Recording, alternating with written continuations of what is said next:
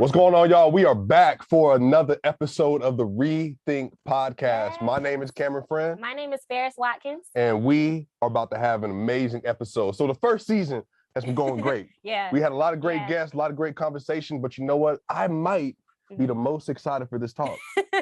Okay. I feel like this is leaning into like my past. You know, we don't get a chance to talk about my career as a college football athlete or anything anymore. So we don't get a chance to talk about it, but we're going to talk about fitness. We're going to talk about health and wellness today. Yeah. And look, we have an amazing guest. Who do we have? We have Coach Andrew Paul from the Oklahoma City Thunder. Coach Paul, how are you doing today? I'm doing great, and thank you guys so much for having me. I'm honored that you asked, so I'm really happy to talk and have a good conversation. Yeah, absolutely. We cannot wait to get into this conversation with you. We're so excited to have you on here. Yeah. Cool. Well, Coach, I'm gonna go ahead and read through some bio real quick so the people can know who you are. All right, so we got Coach Andrew Paul is a senior athletic performance coach for the Oklahoma City Thunder. Andrew Paul is in his 5th year with the Oklahoma City Thunder and his 4th year as the current role as the senior athletic performance coach. In his position, Andrew oversees all aspects of the strength and conditioning and nutrition programs. Andrew also spent over 6 years at the University of Missouri, where he worked as the strength and conditioning coach for the football program, as well as several Olympic sports programs. Andrew received his undergraduate degree in exercise science from Missouri State University, is certified through the National Strength and Conditioning Association, and holds a doctorate in physical therapy from the University of Missouri. That's amazing. That's amazing. It's giving credentials. Right. It always sounds a lot more impressive when you read it. It's not. It really is. They said they don't know the work that went behind it. Exactly. But we got to pay due to the work in order to get there. You know, it takes a long time to get in that position. You got to know a lot of people. That's a lot. So let's talk about that. Let's talk about your childhood. What was it like growing up? So I grew up in St. Louis, Missouri, and like you guys, your family's from Atlanta. My whole family's in St. Louis. So we have about 50 family members in like a small, like 3-mile radius from one another. Wow. I'm the only one outside of St. Louis right now. So we had a very tight-knit family. And I got into, I guess I'll talk professionally. I played a lot of sports growing up, almost every sport you could, get your hands on. And I wound up, it honestly was my parents trying to get me, something to do in the summertime. And so we had our high school, our strength coach at our high school was running a summer strength and speed camp. And my mom just like really forced my hand and enrolled me in that one year. So I actually wasn't too happy about it, but it ended up being a really good thing. So I think I just got very, very lucky in that my high school strength coach just happened to be probably one of the best high school strength coaches in the country. And he's like right around the corner. Quickly became one of the more influential like male figures in my life growing up. Still talk to him, 38 years old. And I still talk to him for the last 20 years, almost, once a month or so, just by text or call him or see how he's doing. And he, like I said, he became a huge influential figure for me. And so I think, you learn a lot of how to become a grown adult and a man from your parents and your household. But you also, I think people usually have that figure outside of the house as well. And he became that, taught me a lot of things about, working hard, showing up every day, staying disciplined, doing your best, all things that seem really minimal. But at the end of the day, they're probably all that really matter. And I learned that when I was very young. So I was about 12 years old when he started working with me. And so, well, no doubt without him, I wouldn't have had a shot to play any sort of college sport. I was probably an average athlete, but I was able to play Division II baseball and Division I AA football in college. And I was just probably one of those players that like enjoyed training, enjoyed the process of getting better. I want to say not more than games, but like it was definitely a big part of my life. So it was just in my personality, and my college strength coach saw that in me. He went on to Mizzou, and when I graduated, I actually planned on being a teacher. I didn't plan on being a strength coach. So when I got done with school, he was running the intern program at Missouri, and offered me, but you go there and your main job is like picking up trash off the floor and wiping down the equipment at the end of the day. You got to start from the bottom. I did that. And I thought it was going to be a short-term gig, and I ended up staying there for a while in a variety of different roles. So yeah, that's kind of the story. Went to PT school when I was there, and I don't know how I wound up where I am today. It's kind of like a one day at a time thing. But I really believe that kind of the values that were instilled by my parents and like that one coach growing up, no doubt put me where I'm at today. There's not a single other person or incident I could point to that would explain how lucky I got to be where I am. Well, what's so interesting about Ferris is, again, that's somebody who's been around that world, Division I athletics and even pro sports for a very long time. It's take a lot of dedication just to commit yourself to that craft. But it's another level of dedication to say, I want to go and be a strength and performance coach. I want to be the one to mentor. I want to be the one to teach. I want to be the one to learn and soak up the information, have to get the PhDs, have to excel in exercise science and kinesiology, all these other things. So for you, what was it that you fell in love with about the craft? Like what was that part? What woke up inside of you when you thought about it? I think so. That's a good question, man. And I don't know if I can give a direct answer to that, but I do know that I loved the process of getting better and trying to make the most of yourself. But then I've seen people that try to get into this profession, and it's people that kind of enjoy working out, and so they want to make that their job. And that's not the job. And what I think, if I'm really like reflecting on what makes me happy at my job, it's like seeing another athlete or another person realize that in themselves. And I'll go back to, I always tell people the number one most influential figure in my life was my strength coach, aside from my parents, was my strength coach. And the power of it's not glamorous. It's not, underneath the lights, scoreboard's not on, but the power of teaching people the discipline of what it takes to have a long-term vision for yourself and run at it, and having them realize it and grow along the way is really, it's really an enjoying experience. It doesn't matter what level you're at, professional, college. I've worked with high school athletes as well. And I get the same joy of that no matter where I'm at. Just, helping someone along their own journey. It's a fun time. Yeah. You know what that reminds me of, Ferris? It's just Dr. King, the drum major instinct. Just finding whatever you love, whatever you can excel at, and being great at that thing. And that's exactly what you have done. So let's get into your actual professional career, what you do now. How did you fall into that? I know we talked about kind of like your foreground, but let's talk about your present. How do you enjoy what you're doing now? I love what I'm doing now. I'm exceptionally lucky to have the job. I wake up every day and I don't forget that. I have a great deal of gratitude for the organization that hires me. And I'm fully aware that there's only 30 teams in the NBA, and my position happens to be one of those 30. So part of that is like gratitude. Part of that is like daunting. Like, let's go. Every day I got to bring my best.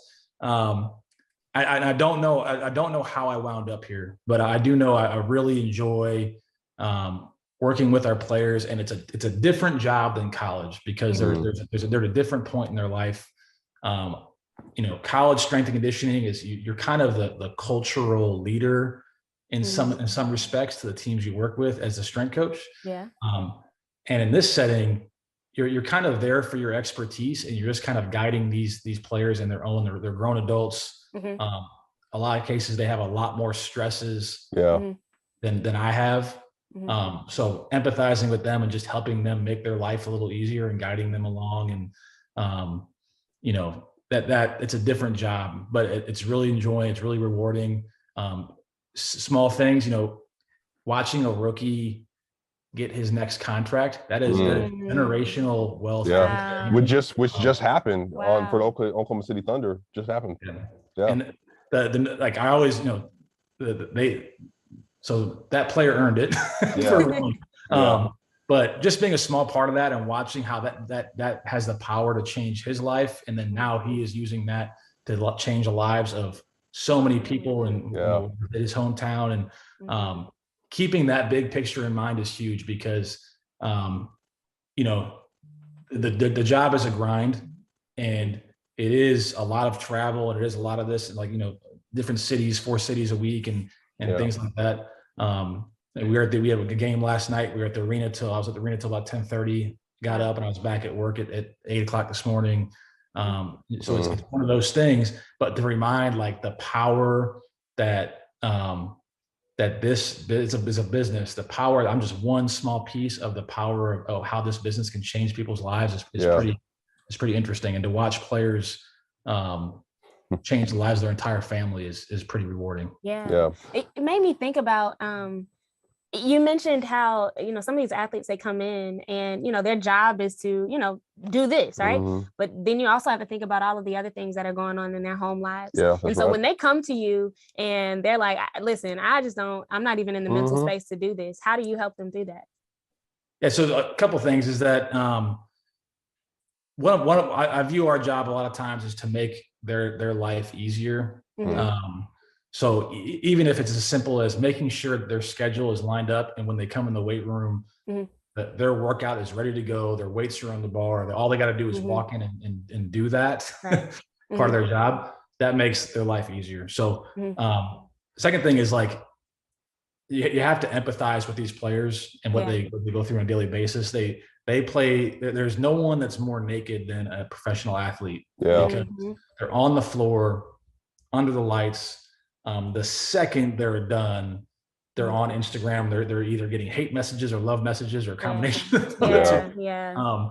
And so their livelihood, and a lot of times their whole identity is in front of everyone. It is on TV. And so there's a level of empathy that you have to have, and then the relationship that you form with them on the front end is got to be one of genuineness and authenticity, and them as a human being first and a player second.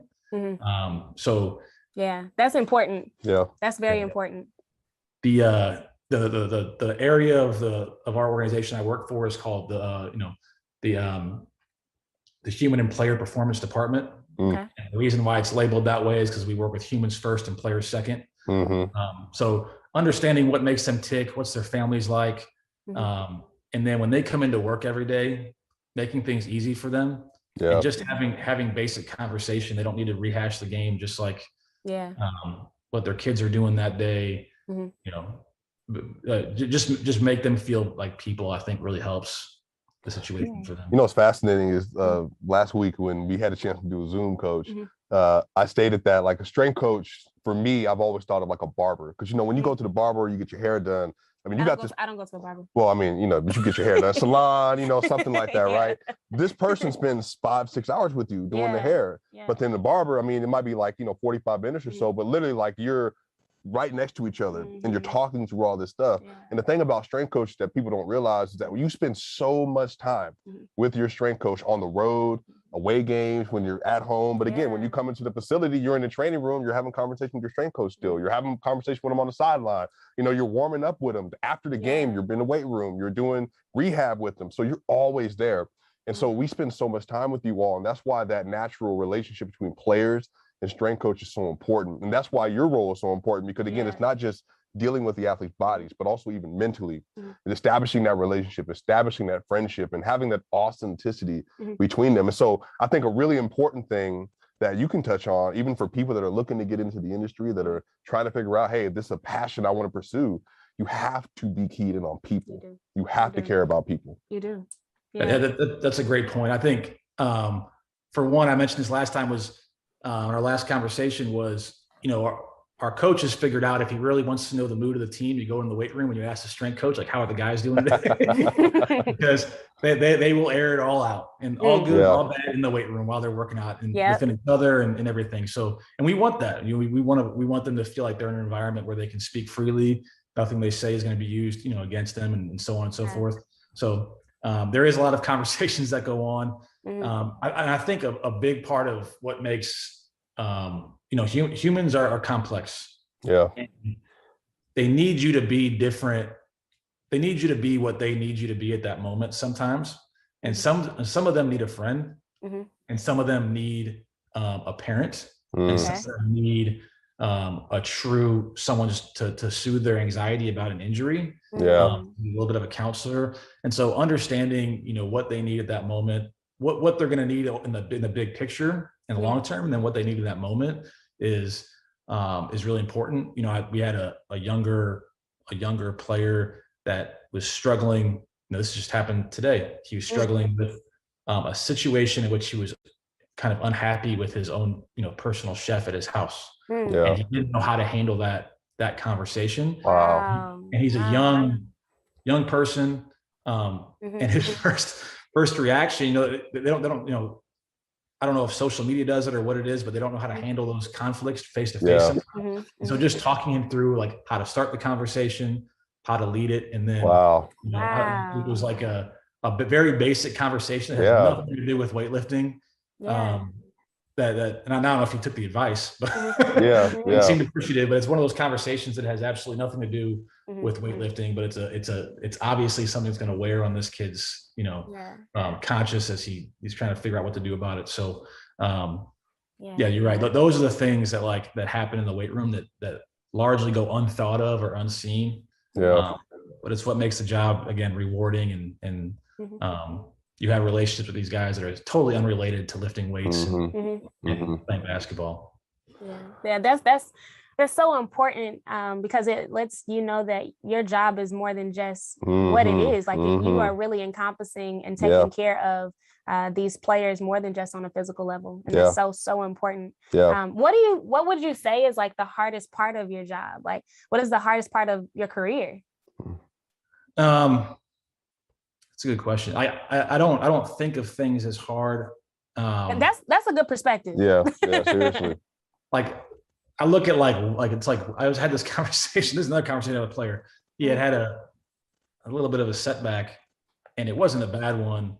And he was kind of feeling bad for himself. But I look at things like the weather. I'm like, there's no good weather and there's no bad weather. It's just weather. Like, it just is. So I don't think there's definitely things that are challenging about the job. I enjoy that. I don't know if it's hard. Managing the outside, there's a lot of stakeholders surrounding the players, and making sure that it's got to be now I'm talking through it. There's got to be communication. I would look at as being, I guess, hard, but it's just part of the deal. There's a lot of stakeholders surrounding the players, and making sure you communicate with things in the right order so no one gets blindsided. I mean, it sounds bad, but the amount of money these guys are making, they're basically they're small businesses. And so I look at it this way, is that if you gave $1.8 million or for someone to look after, you would expect them to cover all their bases. And then communicate things properly, and you wouldn't want to hear about something bad happening to your $1.8 million without knowing about it through the back end. So trying to learn how to communicate, that was a big learning curve when I came from college to professional sports, is like learning the political and social dynamics between them, and then making sure everyone is comfortable with how that situation, including the player, that's the biggest stakeholder of all. Everyone is comfortable with how each situation is being managed. It's not hard. It's complex. There's a lot of moving parts there. So I like that. And the reason I like that is because I don't know if I'm sure y'all, I'm not an athlete. I was in high school, but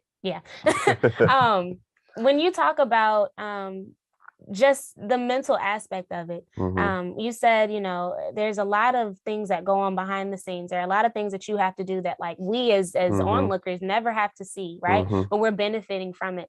But what you said was that you never look at it as a problem. You never look at it as it's hard, which speaks to the mental endurance that you have already trained yourself to be able to combat. And that changes the way that you look at the world around you. I think that's something that we really should note. And I didn't want to pass by that. That's good. I appreciate it. I mean, I agree. I think really learning what you can, if you want to last through the marathon of the NBA season, and understanding what you can and what you can't, and doing everything you can, in a good natured spirit to control the things that you can control is huge, and really not forming an opinion on the things that you can't, because there's going to be a lot. So. Wow. Yeah, that like I said, I just don't think of it as hard. I just think of it as it just is. That's interesting. My head coach in college says something very similar. What he would always tell us is that we can control 3 things in life. That's our attitude, your effort, and your preparation. Because you can always control how you think about something. You can always control how prepared you are and how much effort you give. But outside of that, you can never control the weather. You can't control if somebody else is going to do their job, or if somebody else is going to show up, or even if you get hurt. It's just you can only control what's up here and how much you're willing to give and how prepared you are. And that really changed, I think, a lot of stuff for me. But I think that's such a great principle for people that are trying to even do the work of nonviolence. It's like, you can't control everybody. I can't control every situation. It's not going to be perfect. But what is your role in helping to solve these issues? You know, what is your role in contributing to society to continue the legacy of Dr. Martin Luther King Jr. and the nonviolent movement? So I think this even goes into the next point, Coach. A lot of people, and especially let's say millennials and Gen Z, they've been trying to have different approaches to their health, to fitness. They're trying to discover, okay, like I want to make some changes, or even I just want to improve, or I want to work on certain things, but I feel like I don't know how. And again, a lot of that is the things they feel like they can't control, like what if. Right. What would you say to people, even young people especially, that are like, you know what, I want to take some steps in my fitness or in my health, my mobility, the way that I feel, but I don't know what to do. What would be some things you would say to them? Man, that's good. First off, this generation is by far the most educated generation when it comes to health and fitness of any generation, far more than I was. And when I think about some of the beliefs that my parents held about what health is and what it isn't, I'm like so impressed when I talk to young people now, just because the amount of things they have. Like I work with young players, even though they're professionals at this point, and like I have to read up on some stuff that they bring to me because they have so much access to information that I'm like, I don't have an answer for you on that, but I'm going to find one. I'm going to read about this. I think the number one thing is, you know, I thought about this a lot. One of the bigger threats to the health and wellness area right now is almost going to be too much information. Information overload. Learning how to filter through what is real and what isn't is exceptionally difficult now. And I think I don't have a good answer for how to do that, because I'm not really in touch with all the information they get on like things like podcasts, Instagram and Facebook, and it's so much. But I think that's the number one threat is where you're getting your information from has to be checked. That's one.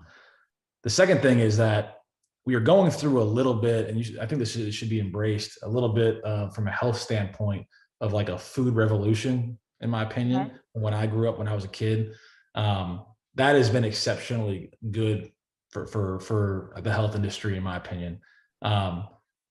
Embracing that as a young person is absolutely critical, because the food habits you form when you are young will follow you, you know, well into, you know, your adulthood. And we have former players that were young, athletic, and their eating habits. This is a big, even for our organization. You understand that the eating habits our players form when they're players are going to affect not just them, but probably their children also, because they're having kids, their kids are going to follow their parents. So, best I can tell, I'm a little bit disconnected sometimes. There's been a food revolution. I think that's hugely positive, because I think young people right now are truly forming not just their own eating habits going into their middle-age years and beyond, but also those of their children. Their children will watch, and it's a cultural thing. It's one of the hardest things to change when you're older. Well, you know, it's so interesting, because there's even concepts such as food poverty, like where the way that you think about the way you think about food has been shaped, again, like your family structure, the society you come from, even the cities and the areas you live in. Obviously, when you're in the South, there's a certain recognition people have with food, as opposed to eating, you know, you're going to go to Boston or go to Seattle, you're going to get some lobster and get fish and all that other kind of stuff. So I even think what you said was so important, is just gathering good information and letting that good information even filter through what you eat, filter through your sleeping habits, you know, filter through your intake, drinking water, stuff like that. Like these are basic things. Again, sometimes it seems like a lot, but those are basic things that you can take hold of that can help change your life. And I think to address, you know, why it's becoming more and more relevant to our generation now is because of Michelle Obama. That was her whole platform in terms of pushing, you know, better eating habits, more so for children in schools, but really that impacted a lot of us. I can remember being in college, and what we had around us was fast food, right? So if you're in college, you're a broke college student, right? You don't have a lot of money. And so for you're thinking, no, I'm about to go get this $5 box from Popeyes, because it's going to have some chicken, it's gonna have some fries, some red beans and rice, and that's gonna fill me, right? It wasn't until I got out of college when I realized that same community that I was living in was very much so rooted in vegan roots. And I didn't know how much that would change my life. Mind you, my mother is a vegetarian. But I never thought that that would get me full. I never thought that that was gonna change my life. And I'll tell you now, I am smaller now because of my eating habits than I was my freshman year in college. And it was just a shifting of my mind to say, hey, like, you know, even though I see the Popeyes right there, I don't necessarily have to go right there. I can go anywhere I want to go and still eat and still be nourished. And I think a lot of this too, Coach, and please speak to this, is it's not necessarily that, you know, food itself is bad. It's just learning how to filter it and what do you need, and even learn how to eat in moderation. Yeah, so that's good. I think I want to touch on a couple of things. One is that everyone usually wants to ask for exercise advice, and I always tell them, like, you exercise 5 days a week, 5 times a week. You're going to eat 5 times a day. So like learning how to manage that is a big deal. Secondly, is like what you're talking about is that, you know, you like when you form a food culture for yourself, you affect the food culture of people around you. And that is a very like that has a ripple effect first to your family and then to your friends, and that affects people. So for me, the things that I've learned the most growing up was that or in the last, I guess, growing up, things I've learned the most in the last 5 to 10 years is largely around kind of the sourcing of food that I choose, right? So like when you talk about, and I don't want to get too granular on this, but like when you talk about something as simple as burger, like a hamburger or beef, like whether that is a grass-fed or a grain-fed animal, you're dealing with apples and oranges as far as the content of that food and what kind of nutrition you're putting in your body. So paying attention to stuff of like how the animals are raised, are they being shot up with antibiotics on a massive farm or not? Those are things that kind of guide, you know, I find myself shopping at a lot more farmers markets and Whole Foods versus going to the grocery store and getting the Tysons and things like that. That has really been a point of emphasis for myself and for my family. You know, what kind of oils am I cooking with? Am I cooking with the vegetable canola oil, or am I cooking with virgin olive oil, avocado oils? Is that is again, those are apples and oranges as far as the effects it's going to have on my heart, on my blood sugar, things like that over a long period of time. So like understanding, like, again, I didn't want to get too granular on that, but that for me has been a huge eye-opening experience of reading up, educating myself. There's a book that's actually really easy to read called Food Rules by a doctor named Catherine Shanahan. That explains those concepts. And when I read that, you know, it explained a lot of the health kind of problems we have in my family with the older people in my family. And you know, you kind of want to halt that in its tracks for the next generation. So that's been a big point of emphasis for me, is understanding, not a big calorie counter of like, you know, trying to make sure I'm not eating enough, but making sure that what I'm eating is high quality. Well, you know what's so crazy is, you know, I'm not gonna lie to you, Coach. A couple of things you said, they touched me very deeply and very personally. First off, I grew up on Tyson's chicken, so like that was a hard thing to let go of. And you better believe on every. Now I don't want to say every black house has this. I'm not gonna say that, but a lot of them. Right next to your stove is some Crisco. It's gonna be some Crisco. Some Crisco, because that's how you heat up that stove. Now I don't use it no more. But you better believe when I grew up, I'm making some chicken, we frying some food, it's gonna be some Crisco by the stove. And it's because, you know, a lot of people didn't know that there were other oils that existed, right? Like, who heard of avocado oil? Who knew that olive oil was more than just for your hair? Nobody knew those things. But we know those things now. Let me ask you this. I have a couple myths I want you to dispel. Does your body know what time you're eating? It's a good question. So I don't think it knows what time you're eating. There is, this is, again, I don't want to get too granular on this. The evidence for, I don't know if you guys heard about intermittent fasting, where you only eat hours a day. So I think that's where we're going. I don't know. Yes.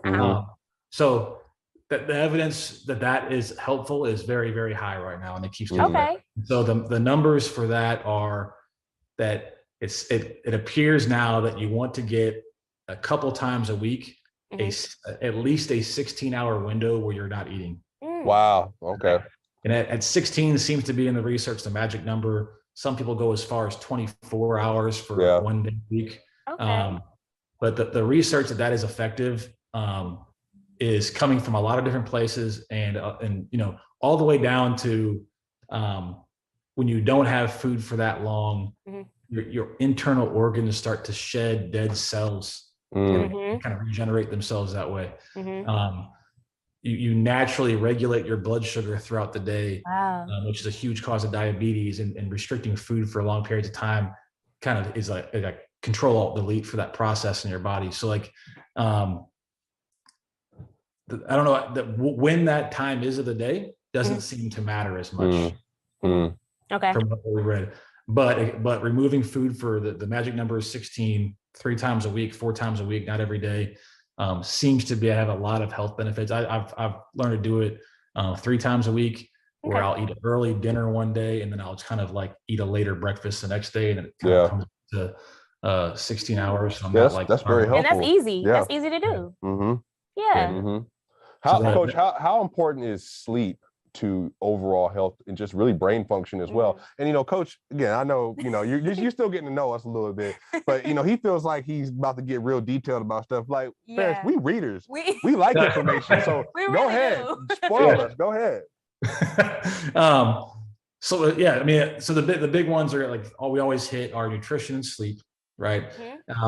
So there are a couple key processes that only occur during sleep, and a lot of it is hormonal.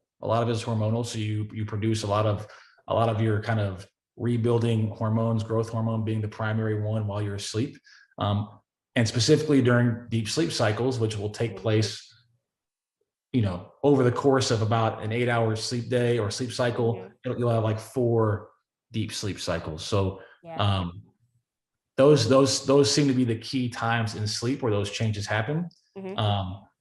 And, you know, outside of that, there's also processes during sleep that help clean out harmful proteins in your brain. Wow. And specifically a tau protein that is linked to Alzheimer's is removed from your system during times of deep sleep. So we know we're pre-programmed. There's variation in sleep cycles in humans. There are some people that naturally can go off 5-6 hours of sleep. Interestingly enough, those people tend to stray towards professions that don't require a lot of sleep. Doctors tend to have people that a lot of like low sleepers are in that profession. But there's, just like it's, you know, eight's kind of the middle range. There are people that require more than 8 hours of sleep, and they require 10 hours of sleep to be functioning. So everyone will kind of fall into their natural thing. My own personal philosophy for my sleep is that I never wake up to an alarm. And so I go to bed, I have a pretty good routine, right? I happen to need it, probably more sleep than most people. I go to bed as soon as I can, and I try to plan my days where, like, I know I'm going to wake up naturally at 6:30 a.m. and like, I'm not trying to set my alarm before that to wake me up mid-sleep cycle. It's funny because I don't know if you've ever experienced this, where you've woken up naturally in the middle of the night and you were wide awake. And you went back to sleep and you woke up and you felt like crap. So what you've done is basically wake up at the end of one of your 4 or 5 cycles, and you're naturally awake. And then your alarm goes off when you're like halfway through a sleep cycle, and you wake up and you're like, where am I at right now? So that's an example. I like that philosophy. I love that. I love that. Yeah. That just looks a whole lot. No, for real, because I do that every morning. Wow. But you do what every morning? So I wake up naturally around like between 3 and 3:16 every single morning. And I'll just be up. But I don't get up until my alarm goes off at 7:30 in the morning. And by the time 7:30 comes around, like, I am dog tired again. So that makes sense now. Yeah, that's just an example of, you know, you're naturally set to wake up at the end of these cycles. So people will wake up occasionally at the end of one of them in the middle of the night. And then when their alarm goes off mid-cycle, they're like, and go back. That makes a whole lot of sense. Okay. I had another question for you. I think, hold on, it slipped my brain. Oh, it had to do with the amount of times that you eat during the day. And I know you said like if you work out 5 times a week, then you need to eat 5 times a day. But what is it? Enlighten us on this notion of eating 3 times a day. Breakfast is the most important meal of the day. Enlighten us on that topic. Yeah. So just to clarify what I was saying, I was saying, I always want workout advice. And I always tell them like the first thing you get in line is food. And the reason is you only work out 5 times a week. And that's a good week. You're going to eat 5 times a day. So clearly that's probably a more important. Right. There's just not a lot of current evidence to suggest that you need to eat 5 times a day.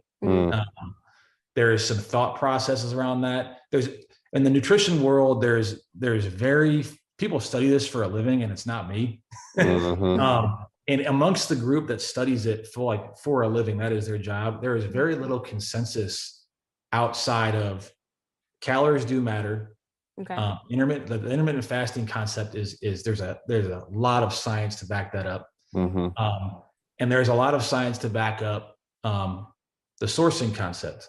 So food sourcing, how many meals you eat a day, there really isn't a whole lot of strong evidence to suggest that there's a certain number of times a day you need to eat. The interesting thing about the breakfast is the most important meal of the day. The background of that comment is not the science world. It is the wheat lobby that made cereal for the first time. Wow. They was hustling us as kids. God. They sold my parents a vision. Hey. Oh wow. Your kid is gonna have this breakfast cereal and milk. I learned that a few years ago where I'm like, where did that come from? Because I'm hearing like intermittent fasting, you don't eat breakfast and all this stuff. And I was always told it is the most important meal of the day. Now, if you were an intense athlete, you're doing, this is for general health, different. If you have a competition that day, there's a strong evidence to suggest that eating upon waking is going to help performance later on in the day. That's a little bit different than general health. So I kind of separate those in my mind. I'm no longer training for like any sort of major event, even though sometimes I like to think I am, and I'm like trying to happen again. So I tend to take my advice from the general health area. And that's just one thing I learned was that that phrase was coined by along with the invention of cereal. That is amazing. Wow. Okay, my last question. Okay, last myth.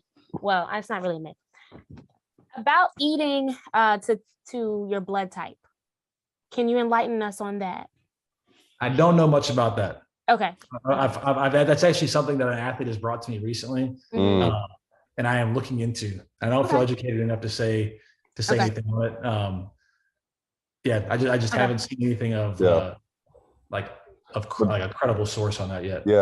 But that's also how you know this is somebody you can rock with, because he can tell you, I know this, but if I don't know this, I'm gonna find out for you. So that's amazing. Well, Coach, again, thank you. You've been dropping so many gems on us today. Even just sharing your story, how people can even think about the industry if they're thinking about getting in the industry, but then talking about sleep and nutrition and all that, and overall fitness. So last question that I would have for you, and again, if you heard of Dr. Martin Luther King Jr. as a child, as a man, obviously, has Dr. Martin Luther King Jr. has Mrs. Coretta Scott King, the civil rights movement, nonviolence, has that legacy had any impact on your life or your career? And if so, even just like what has that meant to you personally? Oh my gosh. For one, absolutely. I can't say that there's a single person that hasn't touched in some way. And maybe I live in a bubble, but like that for me was, Martin Luther King is one of the first people you learn about growing up in elementary school. So, I think the one thing that I learned growing up from my parents, and then that was reinforced to the message of Dr. Martin Luther King Jr. was, the concept of treating everyone based on their character. Number one, that's going to be one, what I was raised to do, and two, I'm about to have a child. Oh wow! So my first child is coming in February, and congratulations. That has to be the core to what my wife and I would like to teach this person to be, and be a model for treating everyone based on the content of their character, and always how to say this, but being on the right, like being on the right side of the future, is something that I hope to God I could instill in my child. So, and no doubt, like I can't say enough about, you know, how my parents raised me to do that. I feel like they did a great job, and how I hoped I could be a parent and kind of give those same values to my child. So that's amazing. That is amazing. Yeah. Well, we thank you so much for all of your words that have helped us, helped me personally, because now I know exactly when I need to wake up and not keep snoozing my alarm.